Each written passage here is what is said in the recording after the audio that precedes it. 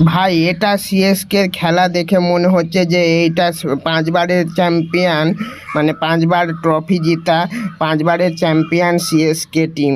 এই যে DC versus CSK ম্যাচে যে সিএসকে টিম যেভাবে খেললো এই ম্যাচে মনে হলো যে একটা 5বারের ট্রফি জিতা সিএসকে টিম খেলছে। তাদের ব্যাটিং সেরা লেভেলের হয়েছে। সঞ্জু স্যামসন মানে সিএসকের চেটটা, সঞ্জু স্যামসন সেরা লেভেলের ব্যাটিং করেছে সিএসকের চেটটা। আর আয়ুষ মাহাত্রেও ভালো খেলেছে, কিন্তু সিএসকের ক্যাপ্টেন ঋতুরাজ গায়কোয়াড় ভালো খেলতে পারেনি। আমার মনে হয় যে প্রথমে সঞ্জু স্যামসন, তারপরে আয়ুষ মাহাত্রে, তারপরে উর্ভিল পটেলকে দেওয়া উচিত, কারণ তারা ভালো খেলতে পারবে।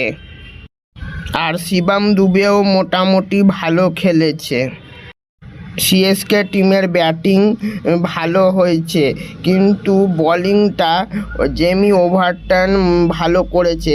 এছাড়া মোটামুটি সবাই মার খেয়েছে, খালি জেমি ওভারটন ভালো বোলিং করেছে। আর সিএসকে টিম কিপিং ফিল্ডিং একবারে সেরা লেভেলের করেছে, মানে বলার কথা নাই, একবারে সেরা লেভেলের হয়েছে সিএসকের ফিল্ডিং। সিএসকের ক্যাপ্টেনের ঋতুরাজ গায়কোয়াড়ের ক্যাপ্টেন্সি ভালো হয়েছে এই ম্যাচে, কিন্তু তার ব্যাট থেকে রান আসছে না।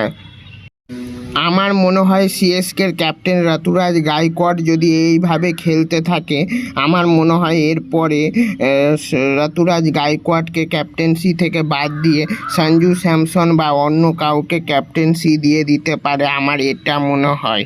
কারণ ঋতুরাজ গায়কোয়াড় ক্যাপ্টেন্সি ভালো করেছে এই ম্যাচে, কিন্তু সে মানে ব্যাটিং করতে পারছে না, রান তুলতে পারছে না।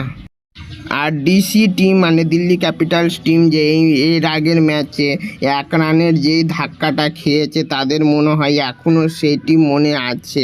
কারণ তারা যেইভাবে খেলছিল তাতে বোঝাই যাচ্ছিল যে তারা এখনও পুরোপুরি সেরে উঠতে পারেনি, তারা এখনও ট্রমাটাইজ হয়ে আছে। দিল্লি ক্যাপিটালস টিমের ব্যাটিং প্রথম দিকে ভালো হচ্ছিল যখন কেএল রাহুল আর প্রথম নিশাঙ্কা খেলছিল, কিন্তু তারপরে যখন তাদের উইকেট পড়ে গেল, তারপরে আর মনে হচ্ছিল না যে দিল্লি টিম জিততে পারবে, কারণ তারপরে একবারে তাড়াতাড়ি উইকেট পড়ে যাচ্ছিল দিল্লি ক্যাপিটালস টিমের। আর দিল্লি ক্যাপিটালস টিমের বোলিং মোটামুটি হয়েছে, আর ফিল্ডিংটা তাদের ভালো হয়নি।